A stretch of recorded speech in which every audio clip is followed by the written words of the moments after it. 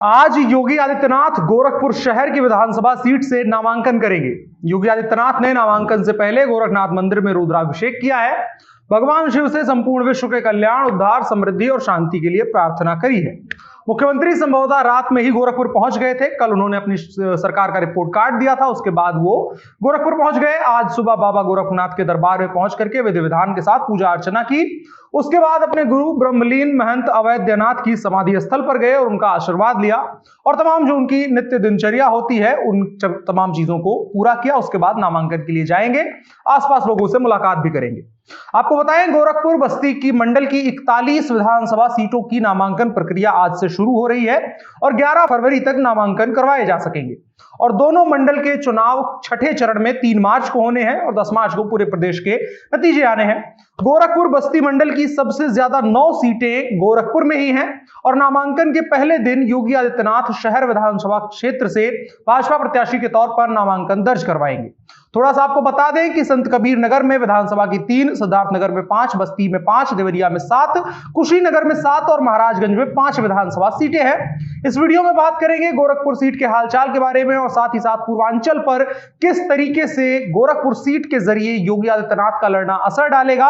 और इसके अलावा एक खास शख्स के बारे में भी बात करेंगे जिसका नाम विजय सिंह है, जो 26 सालों से धरने पर बैठे हैं और अब योगी आदित्यनाथ के खिलाफ चुनाव लड़ेंगे। वीडियो में चले उससे पहले यथोचित अभिवादन स्वीकार करें। मेरा नाम अनुराग मिश्रा है और आप जनता जंक्शन देख रहे हैं। योगी आदित्यनाथ के नामांकन में अमित शाह से लेकर के भाजपा के तमाम तगड़े नेता आ रहे हैं और शुरुआत योगी के खिलाफ चुनाव लड़ रहे चंद्रशेखर के बयान से करते हैं। आजाद समाज पार्टी के टिकट पर चंद्रशेखर यहां से चुनाव लड़ रहे हैं गोरखपुर से और योगी आदित्यनाथ को हरा देने तक का दावा कर रहे हैं। योगी के खिलाफ ताल ठोक रहे चंद्रशेखर चुटकी भी ले रहे हैं इनके नामांकन की और कह रहे हैं कि गोरखपुर में मेरी बढ़ती लोकप्रियता देख करके भाजपा हताश और निराश है।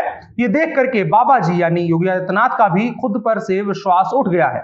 कुल मिलाकर के चंद्रशेखर योगी आदित्यनाथ को कमजोर बता रहे हैं अपने खिलाफ। देखिए, फिलहाल तो योगी आदित्यनाथ सबसे मजबूत प्रत्याशी हैं निर्विवाद रूप से।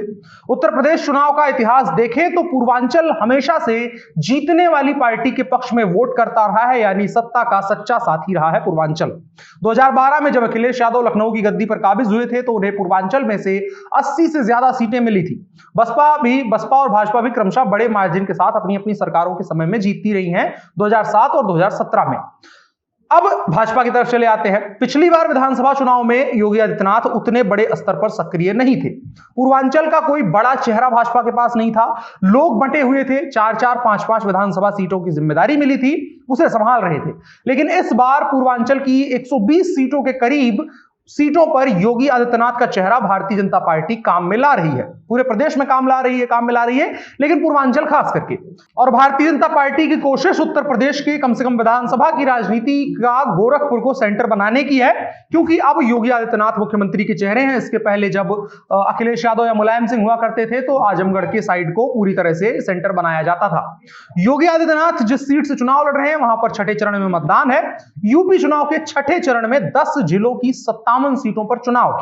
ये जिले अंबेडकर नगर, बलरामपुर, सिद्धार्थनगर, बस्ती, संत कबीर नगर, महाराजगंज, गोरखपुर, कुशीनगर, देवरिया और बलिया हैं। इन जिलों की 57 विधानसभा सीटों में से 11 सीटें अनुसूचित जाति के लिए आरक्षित हैं। 2017 के बारे में हमने आपको बताया था पहले ही कि भाजपा ने पूर्वांचल में विपक्ष का सफाया कर दिया था और उसी जीत को दोहराने के लिए और उस मार्जिन को बड़ा करने के लिए योगी आदित्यनाथ खुद पूर्वांचल से चुनावी मैदान में उतर रहे हैं और गोरखपुर उनकी पारंपरिक सीट है। भारतीय जनता पार्टी की भी कमोबेश पारंपरिक सीट है। अब चंद्रशेखर यहां क्या कर रहे हैं, तो वो उत्तर प्रदेश में जिस आधार पर उत्तर प्रदेश वोट अब कर रहा है, जिसमें धर्म बड़ा मसला है, उसको तोड़ करके, क्योंकि जो परंपरा है उत्तर प्रदेश की वो जाति के आधार पर वोट करने की रही है, उसको दोबारा से जाति पर अपनी तरीके से खींचने की कोशिश कर रहे हैं। चंद्रशेखर जाति के आधार पर बंटवारा करके राजनीति करते हैं। कमोबेश उत्तर प्रदेश की सारी राजनीति इसी पर टिकी रहती है और उनको उम्मीद है कि आने वाले भविष्य में कभी वो जाति के आधार पर धर्म वाले लोगों को बांटेंगे और अपनी राजनीति चमकाएंगे।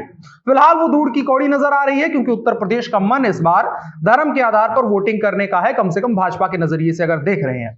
और इन तमाम जातीय कार्ड्स का मुकाबला करने के लिए भारतीय जनता पार्टी हिंदुत्व पर जोर दे रही है, जो उसके रास्ते को आसान कर रहा है। इसका चेहरा योगी आदित्यनाथ से बेहतर कम से कम उत्तर प्रदेश में कोई नहीं हो सकता है।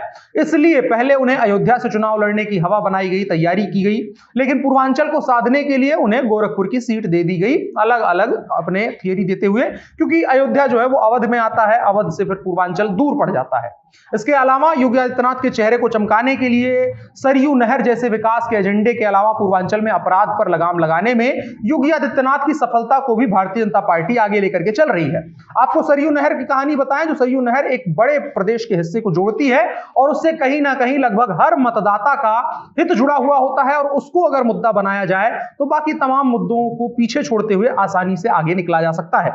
इसके अलावा अखिलेश यादव का एक तंज है, उन्होंने कहा कि योगी आदित्यनाथ ठोक दो की रणनीति पर चलते हैं, जनता इन्हें ठोक देगी। लेकिन पश्चिमी उत्तर प्रदेश से लेकर के पूर्वांचल तक लॉ एंड ऑर्डर पर जो योगी आदित्यनाथ सरकार का 5 साल का कामकाज रहा है, उसके बाद जाहिर तौर पर उनकी लोकप्रियता बढ़ी है, और यही ठोक दो ही सबसे बड़ी वजह है उनकी एक तरह से क्रिस्टल क्लियर वाली जो विचारधारा है उस लोकप्रियता की।